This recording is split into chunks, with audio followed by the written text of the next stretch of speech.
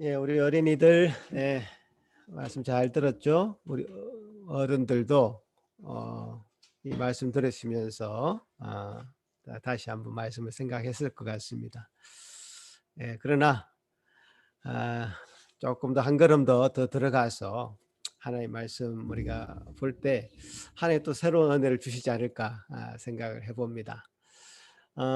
제가 지난 시간에 나눴던 내용을 짧게 요약해서 다시 한번 말씀드리면, 하나님과 우리 인간은 행위에 관한 언약을 맺으셨지만 인간은 그 행위에 관한 법을 다 지킬 수 없었습니다. 그래서 당연히 그 결과로 이제 벌을 받아서 죽을 수밖에 없는 인생, 또 죄를 지을 수밖에 없는 인생의 삶을 살게 되었습니다.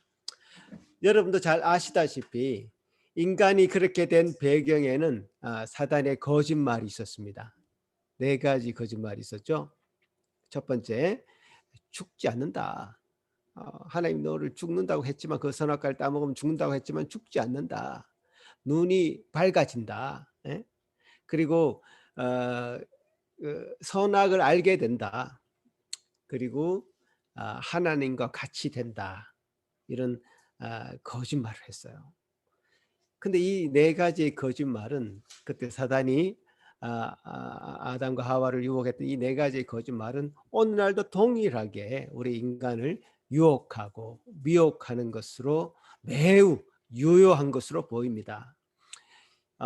죽지 않는다. 현재 인간들은 늙지 않고 영원히 살 것에 대해서 끊임없이 도전하고 있는 것 같습니다. 과학 기술이 그것을 이룰 것처럼 많은 기술을 개발하고 있습니다. 그죠?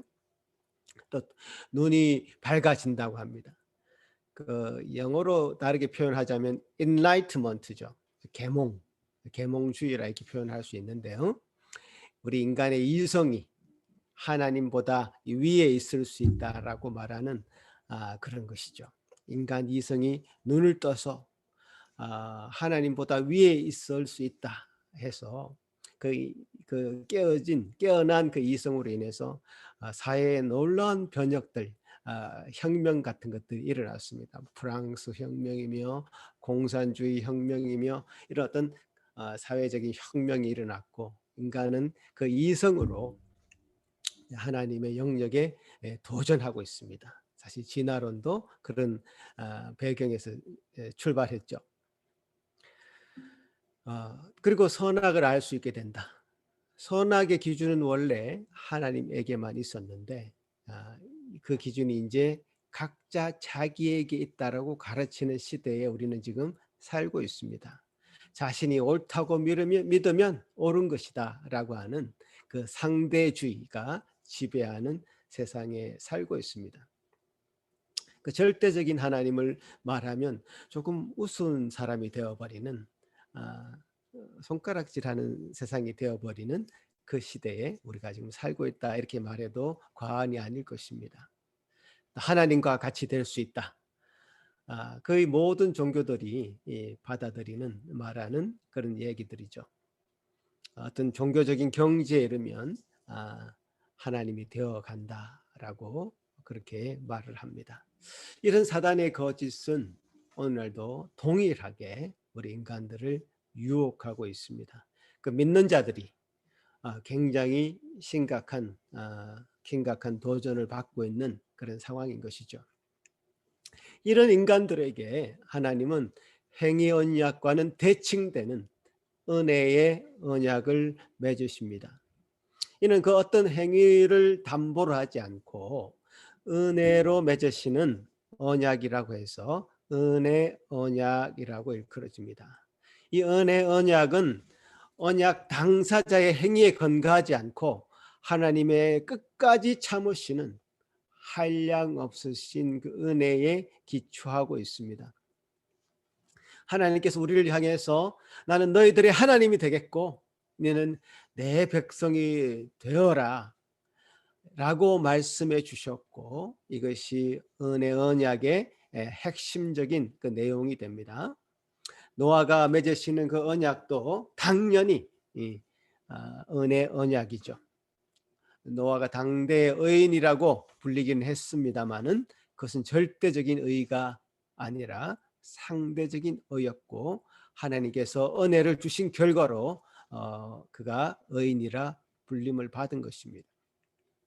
자, 노아의 이야기가 참 노아가 사람들의 비웃음을 뒤로하고 방주를 만들었다. 그리고 그 비웃던 저 사람들이 물에 빠져 죽는 대신에 노아와 가족들은 방주를 타고 구원을 받았다라고 하는 단순한 구조가 아니라는 걸 오늘 아까 전에 어린이 설교를 통해서 우리가 확인했죠. 이 정도의 이야기는 어린아이들이 성경 이야기를 듣는 수준에서는 용납이 되나 우리는 더 이상 어린아이가 아니죠. 우리가 더 한 걸음 더 깊게 들어가야 됩니다. 그러니까 전 세계를 덮는 홍수로 죽은 사람들도 심판을 받은 것이지만요. 방주에 탄 그 사람들도 그 8명의 사람들도 심판의 대가를 치렀다고 지난번에 제가 말씀을 드렸습니다. 불도 없는 깜깜한 공간에서 그것도 흔들리는 배 위에서 습기 차고 온갖 가축들의 오물 냄새가 뒤섞인 공간에서 1년을 여러분이라면 견딜 수 있겠습니까? 닭이나 돼지를 키우는 축사 여러분 한번 가보셨습니까? 그 냄새를 한번 맡아보셨습니까? 조금이라도 맡으면 머리가 띵해질 정도로 굉장히 괴롭습니다.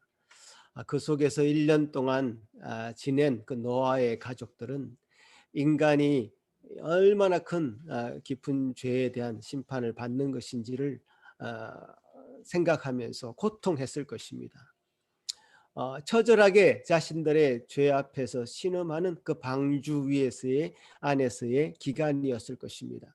이 세상이 심판을 받은 것일 뿐만 아니라 방주를 타고 있던 그 성도들도 그 심판의 그 무거운 무게를 견디면서 이 땅을 살아가는 것이죠. 오늘날 우리가 구원을 받은 즉 이제 구원을 받았습니다. 즉 구원의 방주를 타고 있는 사람이라고 해서 그 어떤 죄의 유혹에서 완전히 벗어나서 마음대로 살 수 있는 그런 세상이 찾아온 것이 아닙니다. 성도로 살아가는 우리는 더더욱 죄에 민감하고 하나님과 교제하면서 그분 앞에 겸손하게 살아가야 되는 것이죠. 그래서 오늘 본문은 이런 말씀을 우리에게 들려주시는 것 같습니다. 이런 생각 해보셨습니까? 왜 성경은 이 본문을 굳이 기록해서 넣었을까? 꼭 이 본문이 필요했을까? 다소 낯뜨겁고 볼썽사나운 이야기를 굳이 넣어서 이 성경을 읽는 독자로 하여금 무슨 교훈을 주시려고 하고 있는가? 왜 성경은 좋은 이야기로 선한 이야기로만 채우면 안 될까? 이 많은 질문을 하게 만드는 본문입니다. 저도 이 본문이 없었으면 좋았을 것 같아요. 그러나 하나님이 이 성경을 우리에게 보내주셨을 때는 다 의도가 있는 것이라고 생각하고 성경이 보여주는 대로 우리가 그 성경을 받아야 됩니다. 노아가 세상을 구원한 놀라운 이 방주 이야기는 하나님의 명령을 듣지 않고 죄 가운데 빠진 사람들은 다 죽고 하나님의 말씀을 듣고 순종한 노아와 가족들은 구원받았다라고 끝나지 않고 구원받은 그들조차도 과연 그들이 어떤 자들이었는지를 드러내고 있다는 사실입니다. 오늘 본문은 1년 동안의 그 방주 안에서의 삶을 마치고 방주에서 나오는 것으로 시작합니다. 그들은 새로운 삶을 살기 시작합니다.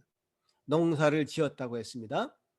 얼마나 많은 일들이 노아와 그 가족들을 기다리고 있었을까요? 아주 분주하고 바쁜 생활을 했고 어느 정도는 그것이 마무리되는 시점이었던 것으로 보입니다. 어느 날 노아가 포도나무 농사를 지었고 그 이후에 포도주를 마시고는 술에 취해서 그 장막 안에서 벌거벗었다고 성경은 기록하고 있습니다. 자, 술을 마시고 벌거벗은 것이 무슨 그리 큰 죄가 되겠는가 생각하지만 여러분 성경의 앞뒤를 이렇게 자세히 문맥을 살펴보면 엄청난 죄를 지은 것이 분명합니다. 함이라는 아들이 아버지의 죄를 고발하는 그 모습을 봐도 그렇고요. 당황한 셈과 야벳이 그 아버지의 죄를 덮기 위해서 몰래 들어가는 것도 그렇고요.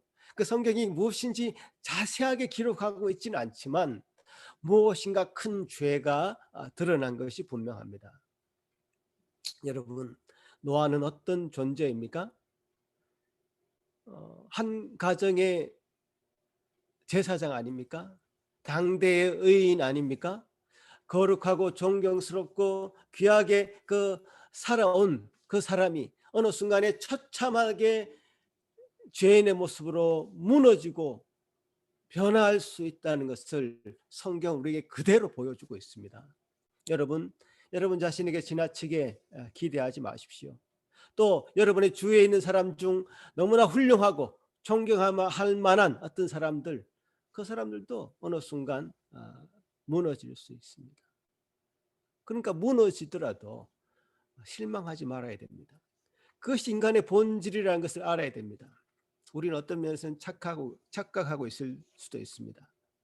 사람은 역시 죄인일 뿐이다 라는 것을 알게 되는 거죠. 다윗을 보십시오. 얼마나 훌륭한 사람이었습니까? 그러나 그는 죄를 지을 수밖에 없는 인간이라는 것을 우리로 하여금 보게 하셨습니다. 여러분이 존경하던 스승이나 여러분이 존경하는 어떤 사람이 타락하고 욕망의 길을 걸을 수 있습니다. 그런 사람들은 많습니다. 이 노아, 지금 여기 보이는 노아, 다윗뿐만 아니라 여기 말씀을 전하는 저도 역시 그럴 수 있습니다. 이것이 오늘 노아가 우리에게 보여주는 교훈입니다. 인간의 본질이 죄고 어떤 도덕이나 윤리나 지성으로 포장된 모습은 어쩌면 모두 다 가면입니다. 실제 내면 세계와는 다릅니다. 예수님 그래서 여인을 보고 음욕을 품은 자마다 간음한 것이다 말씀하셨습니다. 도덕적으로 외형적으로 깨끗하지만 진정으로 마음도 깨끗한지를 묻고 계시는 것이죠. 살인하지 않았지만 사람의 마음속에는 분노와 미움이 있습니다. 간음하지 않았지만 마음속에 탐욕과 음욕이 있습니다. 인간의 어떤 내면의 모습이죠. 여러분 과학기술이 아주 발전해서 여러분이 지금 생각하는 것을 비디오 영상으로 지금 다 틀 수 있다면 여러분 이 자리에 앉아 있는 사람이 아무도 없을 것입니다. 부끄러워서 다 도망할 것입니다. 이것이 오늘 노아의 사건이 우리에게 보여주는 이야기입니다. 교훈입니다. 이 노아가 노아됨은 하나님의 은혜이죠. 실수할 기회가 많이 있었지만 하나님께서 그 사람을 보호해 주셨고 감싸 주셨고 그 자리에 올 수 있었던 것이지 노아가 잘나서 그렇게 된 것이 아니죠. 내가 잘나서 그렇게 된 것이 아닙니다. 그래서 결국 우리는 교만할 수 없고 겸손해질 수밖에 없는 것입니다. 또 이 노아는 그 아들 함을 보면서 또다시 한번 절망합니다. 죄의 모습이 나의 아들에게까지 전염되고 나타나고 있음을 보고 탄식하게 됩니다. 보십시오. 노아의 가족들은 얼마나 큰 위대한 명령을 받았습니까? 아담에게 내리신 명령을 그대로 받았습니다. 생육하고 번성하라. 아담에게 하신 말씀을 하나님 그 명령을 노아에게도 그대로 내리십니다. 그야말로 새 창조를 하는 느낌이죠. 그러나 아담은 범죄했고요. 노아 또한 범죄합니다. 아담의 아들 가인이 그 형제 아벨을 죽이는 죄를 범합니다. 또 함도 보니까 아버지와 형제들에게 죄를 짓습니다. 오늘 본문에서 함의 죄는 무엇이라고 말씀하고 있습니까? 함은 그 아버지의 모습을 보고 그것을 형제들에게 알리는 것으로 나와 있지만 앞뒤 또 문맥을 잘 살펴보시면 노아가 술이 깨어서 함이 자기에게 행한 일을 보고는 저주를 하게 됩니다. 이 전후 문맥을 볼 때 함은 매우 부적절한 행위를 한 것처럼 나와 있습니다. 아버지의 모습을 보고 실족한 것처럼 보이고 또 그것을 고발하면서 자기의 정당성을 확보하려고 한 것처럼 보입니다. 그렇게 보입니다. 그야말로 아담에게 했던 아담에게 일어났던 그 일들이 노아에게 그대로 카피 페이스트 되고 있는 것처럼 보입니다. 홍수 이후로 새롭게 만들려고 했던 이 세상의 모습이 매우 초라하고 궁핍하고 가난하게 보여집니다. 죄로 물들어 있습니다. 유쾌하지 못합니다. 그러니까 성경이 그리는 이 노아 언약, 무지개 언약, 그 이후에 그들의 삶은 어떤 성공을 달리는 성공 가도의 그 모습이 아닙니다. 그러니까 성경을 이 어떤 인생의 교훈집으로 삼는 사람들에게는 오늘 이 본문이 잘 안 보일 겁니다. 왜?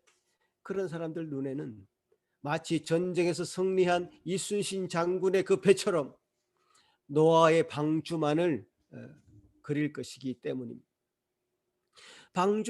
노아의 방주는 승리 맞습니다. 그러나 새로 정착된 이후에 그들의 모습 속에 보이는 그 죄의 모습, 그것을 성경이 굳이 꼬집어서 그리고 있는 것은 나는 타락한 그 아담의 자손이구나라고 하는 모습을 스스로 볼 수 있게 되기를 바라는 하나님의 마음이고, 또 그런 모습을 우리에게도 보여주심으로써, 성경의 기록을 통해서 보여주심으로써 우리도 그것을 느끼게 만드시는 거죠.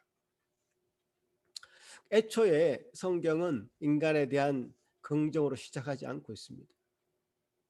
그러니까 이것이 여러분에게 어떤 느낌을 주는지 모르겠습니다.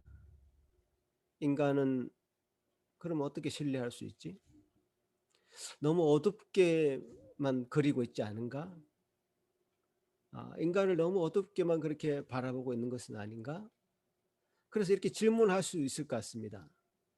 만약 인간이 이렇게 악하다면 우리가 어떻게 서로 신뢰하면서 살아갈 수 있을까요?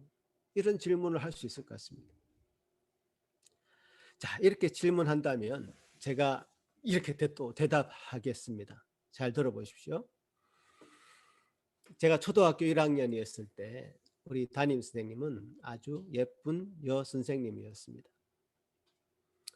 제 눈에는 지금 아마 루다미나 루아 혹시 이제 주아 정도가 되면 그런 느낌을 비슷하게 가질 것 같은데요. 제 눈에는 그 여선생님이 무한한 존경의 대상이었습니다. 그 눈빛 하나, 행동 하나 놓치지 않고 따랐던 것 같습니다. 그런데 어느 날 그 환상이 깨지는 겁니다. 어떻게? 그 선생님이 화장실에 가는 겁니다. 저는 그분이 화장실에 안 가는 줄 알았습니다. 어떻게 저분이, 저 깨끗한 분이 더러운 것을 그 마음속에, 그 속에 품고 있을까 상상이 안 되는 겁니다. 여러분, 저희 마음이 좀 이해가 되실지 모르겠습니다. 초등학교 1학년이 바라보는 인간관이죠, 이게. 그 소위 인간에 대한 무한한 낙관론을 가지고 있는 거죠. 어떤 분은 성인이 되었어도 어떤 사람들 중에는 순수한 마음으로 어떤 사람을 바라보고 무한 신뢰를 보낼 수 있습니다. 그렇게 하는 게 좋으니까, 그렇게 해야 된다고 생각하니까. 그런데 속담 중에 믿는 도끼에 발등 찍힌다는 말이 있죠. 인간은 그렇게 무한하게 신뢰할 수 있는 대상이 아니라는 것을 성인이 되어가면서 어느 정도는 느끼게 됩니다. 그래서 어떤 사람은 이런 사실에 대해서 아주 많이 상처를 받습니다. 아주 지나칠 정도로 상처를 받죠. 인간에 대한 낙관론이 강하면 강할수록 더 많이 상처를 받습니다. 그 무한한 신뢰를 가지고 인간을 바라보다가 저들이 저지르는 죄악을 보고는 다시는 그들과는 상종하지 않을 거야 라고 하면서 배우자 혹은 형제들 아니면 이웃들과 담을 쌓아버리는 잘못을 저지르게 된다는 뜻이죠.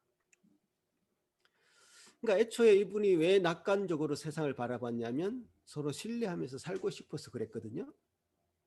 그런데 서로 신뢰하면서 사이좋게 지내고자 했던 그 마음은 완전히 사라져버리고 세상을 등지면서 살아가게 된다면 이것이 바로 낙관론의 역설입니다. 패러독스예요. 자, 성경이 제시하는 것은 그렇습니다. 우리가 죄인인 것을 인정하자 이거죠. 죄 가운데 있는 인간일지라도 하나님이 그런 자를 용서하셨고 그런 자를 은혜로 대하시고 그런 자를 향해서 언약을 맺으시고 우리를 그렇게 대해 주신다는 뜻이죠. 그렇다면 하나님이 우리를 그렇게 대해 주신다면 우리도 하나님의 마음으로 우리 배우자를 바라보고 용서해야 되고 은혜로 다른 사람을 받아들이고 용납하라는 메시지죠. 그가 아무리 부족해 보여도 연약해 보여도 죄 가운데 있다 할지라도 그 죄가 드러난다 할지라도 수치스러운 것이 보인다 할지라도 무한한 낙관론을 가지고 그 사람을 바라본 것이 아니라 하나님의 은혜로 그 사람들을 바라볼 수만 있다면 얼마든지 하나님이 우리를 용서해 준 것처럼 가늠한 여인이 현장에서 잡혔는데 죄 없는 자가 돌을 던지라고 말씀하신 것처럼 아무도 우리는 그 여인에 대해서 돌을 던질 수 없는 형편 아닙니까? 하나님의 은혜는 그런 것입니다. 그렇게 감싸 줄 수 있고 그렇게 안아줄 수 있는 것이죠. 여러분 옆에 있는 사람을 서로 한번 바라보시기 바랍니다. 은혜로 받아들이시길 바랍니다. 앞에 있는 자나 나나 다 같이 죄의 몸을 지닌 연약한 지체임을 받아들이시기 바랍니다. 하나님은 우리 인간을 무한한 낙관론으로 보지 않으십니다. 악으로 달려가는 인간들의 모습을 보고 계십니다. 그 죄를 정확하게 직시하고 있습니다. 홍수 심판을 하실 정도로 하나님은 죄와 함께 하실 수 없는 분입니다. 아담이 죄를 지었을 때 당장 심판, 당장 사형이라고 하는 심판을 내려버렸습니다. 죄와는 1초로도 함께 할 수 없는 분이지만 그 와중에 하나님은 택한 자를 세우시고 남겨두십니다. 소수이지만 그들을 보존하십니다. 그들 은혜로 붙드십니다. 그래서 노아는 함은 저주하지만 셈의 하나님 여호와 하나님을 찬양하며 그의 자손으로 오실 메시아를 기대하고 있는 것입니다. 오늘 본문은 많은 생각하게 만들고요. 적용하게 만드는 본문이 아닐 수 없습니다. 자, 노아는 한 가정의 제사장이었습니다. 그런데 치명적인 죄가 드러난 것입니다. 이 죄가 드러났을 때에 함과 두 아들의 반응이 달랐습니다. 아버지 혹은 우리가 믿고 있는 영적 지도자의 죄로 인해서 함은 아버지의 죄를 고발하고 그 죄를 드러내는 데 집중한 모습이죠. 그 죄를 고발하는 그 마음, 죄를 드러내는 그 마음의 한켠에는 자기는 아버지와는 같지 않다. 라는 마음이 있었을 것이고 그 아버지에 대한 깊이 실망하는 마음 가운데 실족해 버렸을 수도 있습니다. 여러분, 우리가 믿고 따르는 영적 지도자가 만약에 실수했다고 생각해 보십시오. 그 일로 인해서 마음에 큰 충격을 받고 나는 그런 하나님을 믿지 않을 거야 라고 실족했다고 생각해 보십시오. 그럼 하나님이 여러분에게 뭐라고 말씀하실 것 같습니까? 그래, 정말 실망했지, 위로하고 싶다, 잘했다, 이렇게 말씀하실 것 같습니까? 그렇게 말씀하지 않습니다. 실족한 것이 죄다. 인간이 애초에 그러하다고 말하지 않았느냐? 왜 나를 바라보지 않고 한 사람 인간을 바라보고 신앙생활을 했느냐? 실족한 나에게 그 죄를 물을 것입니다. 함이 아버지의 모습을 보고 실족했다면 하나님은 그 함에게 죄를 묻고 있는 것입니다. 이 본문은 오늘날 이 설교자와 이 회중의 관계를 놓고서 적용한다면 이렇습니다. 노아의 모습을 한번 보십시오. 자신의 죄가 드러난 것으로 인해서 이 일이 시작되었음에도 불구하고 그는 그 아들들에게 전해야 했던 하나님의 말씀을 전하는 사명을 꿋꿋하게 감당하고 있습니다. 저는 그래서 이 본문을 보면서 말씀을 맡은 자의 사명에 대해서 생각해 보게 되었습니다. 어떤 때는 사단이 이렇게 내 내면에 소리칩니다. 너는 뭐 완전한 사람이냐? 네가 뭐라고 하나님의 말씀을 전하냐? 끊임없이 방해를 합니다. 그래, 사탄한테 이렇게 얘기하고 싶습니다. 그래, 네 말이 맞다. 이렇게 대답하고 싶은 유혹이 굉장히 많습니다. 자, 그러는 순간 설교자는 넘어지게 되어 있죠. 사단의 이 교묘한 술수는 하나님의 말씀을 전하지 못하도록 설교자를 방해하고 있습니다. 이 말씀을 맡은 자도 스스로 완전하다고 착각하는 순간 이 사단의 딴지 걸기에 넘어질 수밖에 없습니다. 그러니까 완전해지지 않은 것으로 말미암아 생기게 되는 그 죄의 문제보다 더 큰 문제는 하나님의 말씀을 전하지 않은 죄가 말씀 사역자에게는 더 큰 것이죠.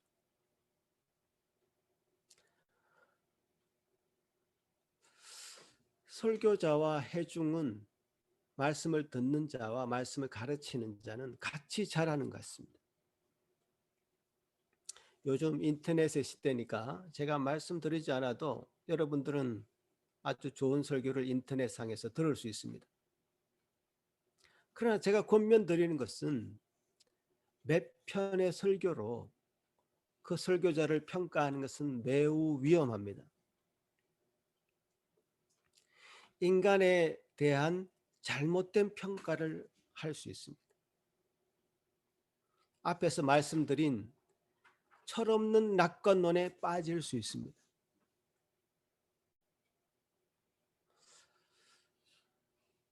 말씀 사역자는 이렇게 말씀을 전하는 것을 끝까지 붙드는 것, 그걸 놓지 않는 것, 이것이 사명이고 그것으로 하나님 앞에 설 수 있는 것이죠. 어떨 때는 마음이 찢어지는 아픔을 가지고 이 말씀을 대하죠. 한 말씀이라도 자신에게 적용하지 않을 수 없죠. 그러나 저는 이렇게 말하고 싶습니다. 끝까지 붙드는 자, 포기하지 않고 가는 자, 그 자가 승리하는 자다. 말씀 사역자로서 끝까지 견디는 자가 승리하는 자다. 그래서 결국 저는 말씀을 맡은 자와 이 말씀을 받는 자가 같은 마음으로, 다 같은 마음으로 평생을 함께하면서 아마 죽을 때가 다 되어서 겨우 우리는 서로를 평가할 수 있지 않을까, 그렇게 생각합니다.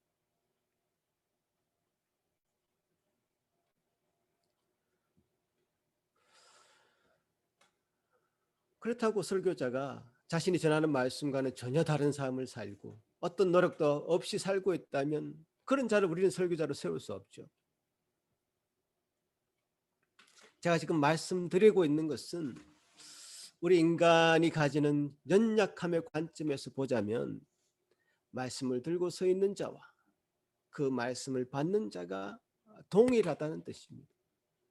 말씀 안에서 다 함께 자라가는 것이죠. 하나가 되어져 간 것이죠. 이 점을 놓쳐서는 안 될 것입니다. 자, 그러면 말씀을 듣는 회중의 입장은 어떠해야 될까요? 매우 일단 겸손하게 이 말씀을 받아야 됩니다. 설교자가 어떤 마땅한 거룩함이 없다고 할지라도 본인의 판단에, 여러분의 판단에 그렇게 보일지라도 하나님의 말씀에만 귀를 기울일 수 있는 마음을 가져야 합니다. 또 최대한 말씀을 가르치는 자들이 그 말씀을 잘 연구하고 가르칠 수 있는 환경을 마련해 주는 것도 결국 이 말씀을 받는 자들에게 유익한 것입니다. 갈라디아서 6장 6절에 이런 말씀이 있습니다. 같이 한번 읽어봤으면 좋겠는데요. 갈라디아서 6장 6절 말씀 시작. 가르침을 받는 자는 말씀을 가르치는 자와 모든 좋은 것을 함께하라. 자, 이 갈라디아서 말씀은 교회의 아주 기본적인 의무를 가르치고 있습니다. 이 말씀은 어떤 물질적인 도움뿐만 아니라 모든 좋은 것, 우리가 가지고 있는 재능을 발휘해서 서로 돕고 협력하는 것을 의미하죠. 저는 확신하건대 우리 예수 산길 교회는 지금 9년 차 되어가고 있는 이 예수 산길 교회는 서서히 그런 교회의 모습을, 기본적인 모습을 갖춰가고 있음을 확신하고 감사하고 있습니다. 이 작은 교회에서 이 말씀 사역자들을 배출해내고 있다는 것에 대해서 우리는 자부심을 가져야 됩니다. 우리 두 분 전도사님 계신데 이분들이 다른 교회에서 사역하면요, 지금 받는 사례의 두세 배는 받을 수 있는 것 제가 잘 알고 있습니다. 자, 그럼에도 불구하고 이 어려움을 함께 지고 가는 것이죠. 생활비를 스스로 해결해 가시면서 교회를 세워가는 그 한 마음으로 함께하고 있음에 저는 감사하지 않을 수 없습니다. 그러니까 우리 성도들도 그런 마음에 동참하시면 감사하겠습니다. 최대한의 여러분의 역량을 발휘해서 교회가 세워져 가는데 물질적으로 또 여러분이 가지고 있는 재능으로 함께 하시고 세워가면 우리 교회가 주님께서 사용하시는 은혜의 교회가 되실 줄로 저는 믿어 의심치 않는 것입니다. 이런 마음에 다 동참해 주시길 바라고요. 결론적으로 오늘 적용해 드린 그 말씀 잘 기억하시길 바라고요. 주님께서는 우리를 결코 포기하지 않으시는 끝까지 붙드시는 그 하나님이신 것을 믿고 나아가시길 바라고, 성경이 오늘 우리에게 보여주신 어쩌면 초라한 그 이 이야기 속에는 정말 하나님의 그 은혜가, 하나님의 그 은혜로 말미암은 그 십자가가 완전히 녹아져 있습니다. 그 은혜와 그 십자가를 붙드시는 여러분 되시기를 간절히 바라겠습니다. 기도하겠습니다. 아버지 하나님 감사합니다. 우리에게 주신 귀한 말씀 감사히 받고 믿음으로 살아가는 우리 모든 성도들, 그리고 여기 함께하는 말씀 사역자들 되게 하여 주옵소서. 예수님 이름으로 기도하옵나이다. 아멘.